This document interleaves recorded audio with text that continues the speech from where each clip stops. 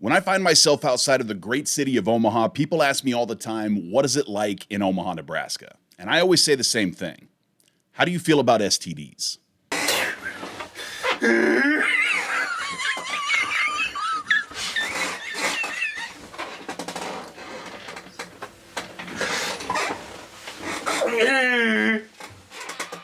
Obi-Wan Kenobi, please hold me, don't show me, Obi. I'm just joking, okay? This ain't Philadelphia. We run a tight ship here in Omaha. I can't say the same for Council Bluffs, but that's why we keep them on the Iowa side of the river. It ain't that kind of party over here. Anyway, I hope I didn't lose too many people over the intro, but let's just dive right into my city. I'm going to start with the pros and cons according to popular opinions. Then I'm going to wrap that up with my own personal summary. I'll tell you about some of the places that I think are pretty cool, some places to avoid, and what to do. And more importantly, where to eat. If anything, stick around for the food recommendations. Boy, I'm so hungry I could eat a horse.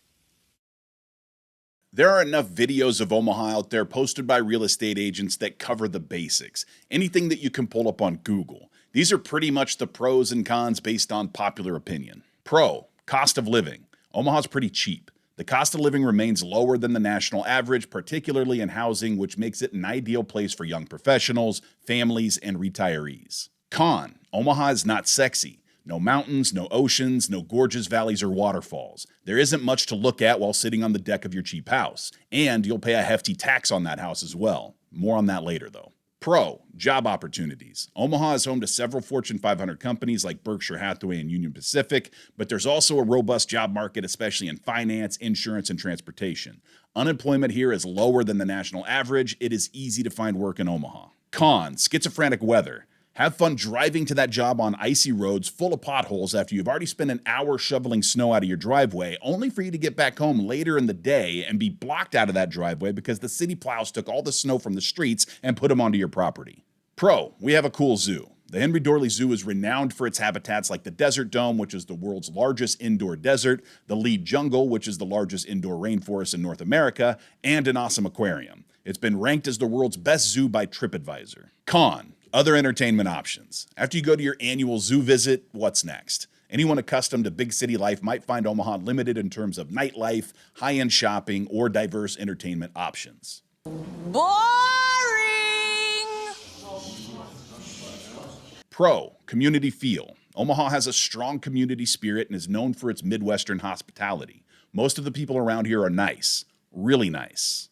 Con, sometimes people are too nice. Stop holding the door open for me when I'm halfway down the street, and please limit these conversations with people you don't know to 5 minutes, max. These people will talk to you for 15 minutes about how this winter is going to be a bad one. Pro, safety. Omaha generally has lower crime rates compared to many other cities of similar size, making it a relatively safe place to live, and you're more likely not to have your Amazon package stolen. Con, air travel. The airport in Omaha, Eppley Airfield, is tiny. And a lot of the time, you're going to have to take a connecting flight to reach your destination. But I hear they're working on that. All right, like I said, this was a quick rundown of what most people say about Omaha. And if that's what you came for, great, you have the Cliffs Notes. But now I'm going to get a little bit more intimate. I really like Omaha, but I'm biased. This is where I'm from. Well, technically, I'm from Lincoln, but we don't really talk about that. I do like it here, though. Definitely because of some of the things that I mentioned before. To me, Omaha is the whole package. The American dream of owning a home is still well within reach. You generally don't have to worry about crime as long as you stay away from North O, and as long as you're willing, you're going to be able to find work here. The traffic can get a little crazy around rush hour, but nowhere on the level of the bigger cities. This is a fairly easy city to get around. Very rarely does the traffic in the morning add more than about 15 minutes to my commute. And side note, there may not be much in the arena of pro sports, but the love around here for the college team, the Huskers, is next level. The punts were many, the punts were hard. The final punt down. I'm not a sports fan, so I could care less, but if you're into that, Memorial Stadium is only about 45 minutes away. And yes, this is in Lincoln, but a Husker game is an awesome experience. My personal favorite thing is ditching the game early to go hang out in the rail yard and get drunk. As far as cool spots in Omaha, most of the year when it's not freezing, my favorite spot to hang out is the Old Market. I love the vibe here. Cobblestone streets, live music, good food, unique shops with original art, and a seasonal farmer's market. Omaha does have some great spots for live shows. The CHI Arena hosts plenty of concerts and other big shows. Then there's also a Funny Bone in town for comedy shows and a place called the Orpheum Theater, which I've heard is pretty cool. There are plenty of cool spots around town to have some drinks, like the Capitol District and the Blackstone District, as well as fun for the whole family with one of the world's best zoos, Funplex Water Park, and the slides downtown, just to name a few. Now on to my favorite subject, food. If you're going to be stopping through, I have some places for you to check out. And of course, when in Rome, you want to party like the Romans do. So all of these places I'm going to mention are exclusive to Omaha and Nebraska.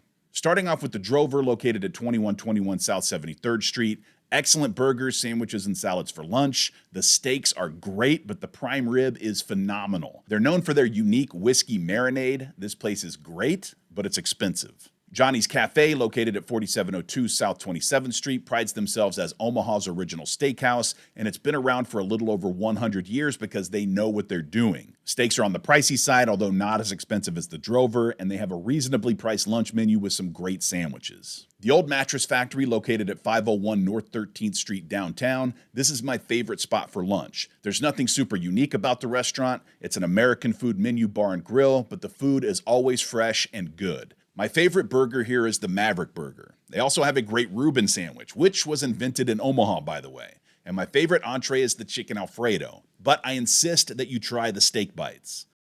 Mouth of the South, located at 16909 Lakeside Hills Plaza. This is a Cajun cuisine restaurant with a large menu. The prime rib is good, but I love the Louisiana hot chicken sandwich and the kickin' chicken pasta. I always have them add the blackened shrimp. But you absolutely need to try the crawfish mac and cheese and their breaded pudding dessert. I know, breaded pudding sounds awful, but you won't regret it. Do stay away from the orange habanero wings though. Not as good as they sound.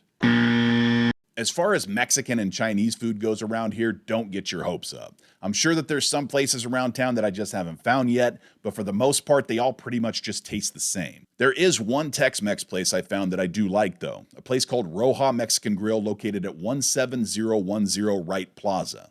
It's my favorite Tex-Mex sit-down restaurant around here by far, definitely above average. Also, if you spend a night out on the town and need a big-ass carne asada burrito to help soak up the alcohol, then De Leon's is the spot. This is more of a fast food Mexican restaurant, but it kicks Taco Bell's ass any day of the week. If you're looking for the best burger in Omaha, then you're going to hear people go to war over Dinkers, located at 2368 South 29th Street, and Stella's Burgers, located at 106 Galvin Road South in Bellevue. Both are decent burgers, but my pick between the two would be Dinkers. I prefer it because of its simple menu. If you're looking for more creative burgers, then Stella's is your spot. I've also heard people throw Charred Burger into the mix. They have 2 locations in Omaha, but I've never tried it, so I'll just give it an honorable mention. If you're looking for more of a hole-in-the-wall vibe, then you definitely want to check out Jonesy's Tacos, located at 1502 South 60th Street. This place has one of my favorite tacos in the world, the Puffy Taco. This is where they take a flour tortilla, fry it in grease, and then stuff it with ground beef, lettuce, pico, and cheese. The best taco ever. They also have some great homemade salsas, ranging from mild to melt your face. Another favorite hole-in-the-wall spot of mine is the Vietnamese restaurant La Vista, located at 8013 South 83rd Avenue. A buddy of mine introduced me to this place years ago on a cold winter day where I discovered the magical soup called pho. This is one of my favorite spots in Omaha. If you don't know what pho is, it's a rice noodle soup with slices of beef, and the Vietnamese restaurant La Vista throws in fresh sprouts, basil, mint, green onions, and jalapenos. Plus, they have a homemade chili sauce that is the best I've ever had. It actually makes me mad because I pride myself in spicy tolerance. I like spice, but I'm not trying to injure myself. Most places throw a sauce at you that's spicy just for the sake of being spicy. But this place has the audacity to make a snot-inducing chili sauce that is actually delicious. They also have a pork or chicken sandwich called the banh mi that is good on its own, but perfect for dipping into the pho. It's kind of like a Vietnamese French dip. For breakfast, you'll want to check out Shirley's Diner, located at 13838 R Plaza, or Vidlak's Brookside Cafe at 15668 West Center Road. Both have that traditional cafe atmosphere with phenomenal breakfast. My favorite at both of these places is the chicken fried steak. As far as fast food around Omaha, unfortunately, we don't have anything like a Whataburger or an In-N-Out. My kids were raised in Texas, so I'm supposed to say that Whataburger is better than In-N-Out, but we all know the truth. However, we do have plenty of Freddy's frozen custard and steak burgers. In my opinion, these burgers are right up there with In-N-Out. Some people might not be a fan of the shoestring fries, but I think they're pretty good. We also have a Five Guys out there somewhere, but who cares? Of course, I'm a Nebraskan, so I have to mention Runza. Runzas originated in Nebraska with German-Russian immigrants in the late 19th century. Their popular sandwiches here are similar to a pierogi, which are small buns that are baked or fried and stuffed with a variety of fillings. From what I hear, it's a popular comfort food and street food in Eastern Europe. At Runza restaurants, these pierogi-like sandwiches are stuffed with ground beef and cabbage, and they are delicious, but only if you like cabbage. Of course, you can also get them in different variations, like a Swiss mushroom runza, spicy runza, and a runza with cheese. Or if a roll stuffed with ground beef and cabbage doesn't sound appetizing, then luckily they also have some great hamburgers made with fresh, never frozen beef. My favorite runza and burger for that matter is the Swiss mushroom. Keep in mind there are a lot of places around here to eat, and not one of them that I mentioned was seafood. This is the Midwest. There's literally more cows in Nebraska than there are people. When you come here, make sure beef is on the menu. Looks like meat's back on the menu, boys!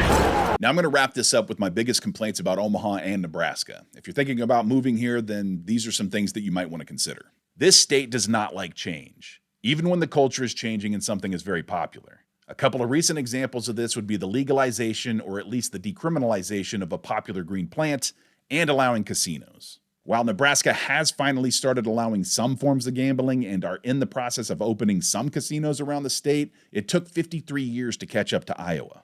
And as far as legalization or at least decriminalization of the leafy green wonder plant, there is still no real timeline. If I had to guess, Nebraska is just going to wait until the federal government finally ends its prohibition. We're not as bold as Colorado. It took Nebraska up until the year of 2024 to even let its citizens vote on the legalization of medical use. In 2020, when advocates for legalization got enough signatures to add medical Mary Jane to the ballot, the Nebraska Supreme Court shot it down. They did it by referencing some BS single subject rule, but at the end of the day, Pete Ricketts and friends just didn't want to let Nebraska citizens make up their own minds. And it totally didn't have anything to do with family wealth, campaign funds, or big pharma. Anyway, when we finally did get another chance to vote for it in 2024 with Initiative 437 and 438, Nebraskans overwhelmingly approved both measures with more than 2/3 of the vote, making medical marijuana now legal in Nebraska. Another thing worth mentioning would be the fact that we don't have a dealership for the fastest growing auto brand in America, Tesla. This is because Nebraska is among a list of several states that prevent manufacturers from selling directly to consumers. There are laws on the books mandating that vehicle sales must go through franchise dealers, which in all honesty is good for locally owned dealerships, but not so much for the consumer.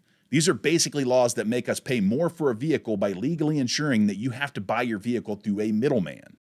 The way I see it, a real problem in Omaha, and Nebraska for that matter, is that it would rather let its citizens spend their money elsewhere. And instead of looking for new revenue sources to bring into the state, they just increase taxes. Property tax, state income tax, sales tax, and gas taxes are higher in Nebraska than the national average. And there's even an inheritance tax here. My naive side tells me it's because Nebraska wants to remain a wholesome state, but my less optimistic side tells me that the good old boy club is still alive and well here in Nebraska. Policy is more likely decided by the Buffett and Ricketts families on the golf course than it is by the citizens. Long story short, if it doesn't enrich them, they'll pull strings to halt progress for as long as possible. But this doesn't preserve our squeaky clean state. It just gives revenue to our neighbors. If you want some of the Donna Juanita, you're going to go over to Colorado or Missouri. If you want to hit a casino, you'll go right across the river to Council Bluffs and spend your money there. People are going to do what people want to do. And as long as it isn't hurting their neighbor, then they should be allowed to do it. That's just my opinion. But Nebraska needs to move a little bit faster than its current pace. That's my only real gripe. As long as we're being honest, though, it's impossible to find any city in the United States that doesn't have its own issues. We may be last to the table at some things, but a sense of security and friendly people make up for those issues. At least for me, they do. Thank you for checking out the video. I really do hope you enjoyed it. If you did, I'd ask that you please help me out with a like, share, and follow. It's tough work trying to grow a channel, so I appreciate each new subscriber that I get. And if you didn't like the video, thanks for hanging out until the end anyway. Now, this next part is for you select few weirdos out there. If you're a fan of history, mystery, religion, aliens, UFOs, and other weird stories, then I'd like to invite you to check out my new channel called The NebrAlien Show.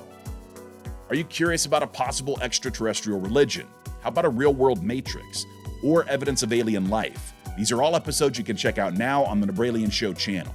I'll leave a link in the description. Please go check it out, leave some comments, tell me what strange stuff you'd like to hear me talk about.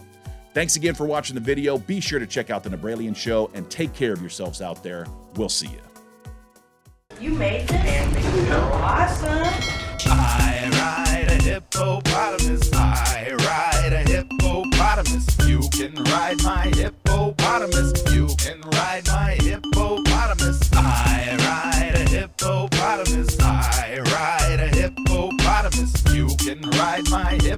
hippopotamus.